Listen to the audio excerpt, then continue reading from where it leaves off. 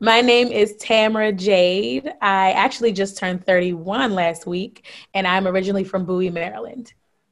I'm crying 'cause I love you.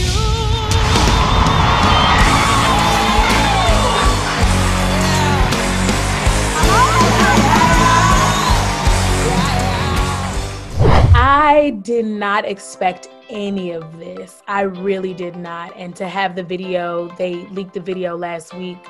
I didn't, to be honest, I had a virtual concert that day. The day they leaked it was my birthday.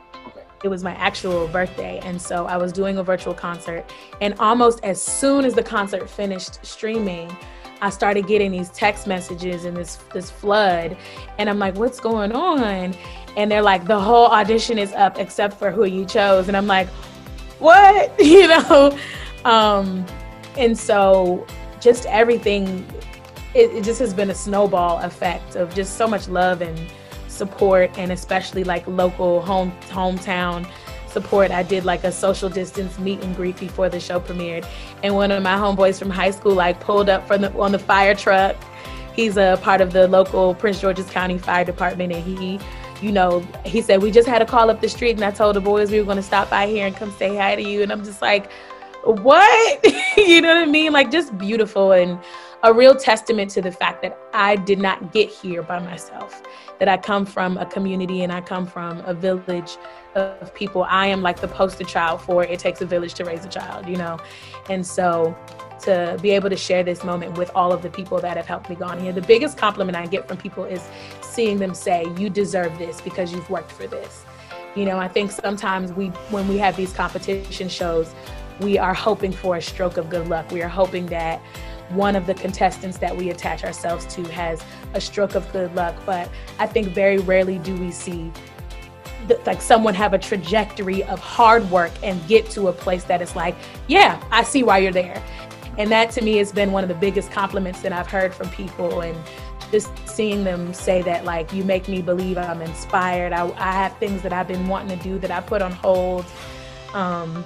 That's the most beautiful part of this journey. So in my audition, I was fortunate enough to have all 4 of them turn, in which case I choose my coach based on who said that they wanted me. So the audition that everybody has seen and that we're talking about today, that was that audition. That's the blind audition for The Voice. Actually, I was scheduled to be on tour with Corey Henry and the Funk Apostles opening for Lenny Kravitz this summer. So the reality is, if COVID didn't happen, I probably wouldn't even be able to have auditioned for the show. So it's kind of a blessing and a curse, because it's obviously we don't want to celebrate any sickness or death.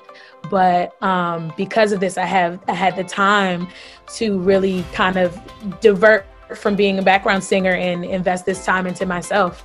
So there was a lot of restrictions, a lot of social distancing. The stages are different, just a lot of masks, putting on makeup, getting all beat, and then putting the mask on top of it. So that the COVID definitely has had a hand in how this whole thing worked. And I just eventually kind of figured it wasn't going to happen. They were just going to cancel the season. And then within about 3 weeks of us leaving, we got the emails and the calls that we were invited. And my whole family, we were very nervous. We were very, very, very nervous. I must have had on 3 layers of clothing and a face shield and a mask underneath and gloves. And my mom gave me food from home, and she was like, don't eat no food in the plane, so, but everything worked out, and it worked out well. I'm very into God's timing and what the universe communicates to you, and being in tune with just the path being illuminated. So for me, I make those decisions when they come to me.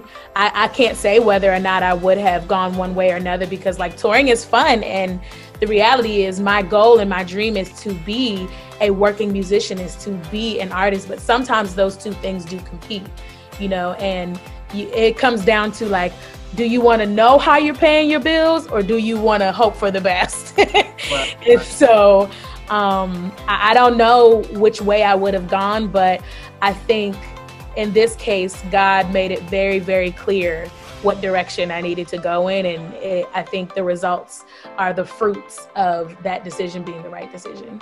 You know, in these scenarios, we all get very invested and we all have very strong opinions about what we think is best for people. And I'm like a full-on believer of self-awareness and self-advocacy. And in that moment, no matter what people think you should do, the decision entirely rests on your shoulders. And so what it all really boiled down to was listening to the feedback in real time and also thinking for myself about my career versus the competition. Because they are not synonymous at every point in time. Sometimes, you know, you make decisions for one and not the other. It's the same thing as being a working musician versus an artist. Like, the working musician as well as the competition is a right now thing, but your career as well as your artistry is a part of your legacy. And so for me in that moment, I chose the person who I felt could best help me leave the type of legacy that I'm working towards, and who could give me the feedback, the coaching, the mentoring that would help me in the long term. Because the reality is, and a lot of people may interpret this however they want to, I know who I am and I know that I'm very good at what I do. So any one of those people can help me get to the next phase of where I'm going. But for me, what it really boiled down to is who understands the type of person I am, who understands my walk, who has done what it is that I want to do. And when it boiled down to it, John Legend was the one that really stuck out. And even in their feedback to me, Blake's feedback was, artist to artist, you shouldn't pick me, but coach to artist, I can help you win this. That's a right now thing. When Stefani was, I can help you with the rap singing. You know, I've had a contestant who is similar to you, and you know, right now thing. Kelly Clarkson, as I said back to her, you are the first to ever do it. And so you know how to navigate a competition like this, a right now thing. But John and I connected on things that actually kind of reach beyond the competition. And I think I made the right decision. And to be honest, I saw him in 2017 at the Darkness and Light tour at Madison Square Garden. And it was the first time I believed that I could be on stages like that. I'd convinced myself that nobody would want to see me and my loud self jump around on a stage that large.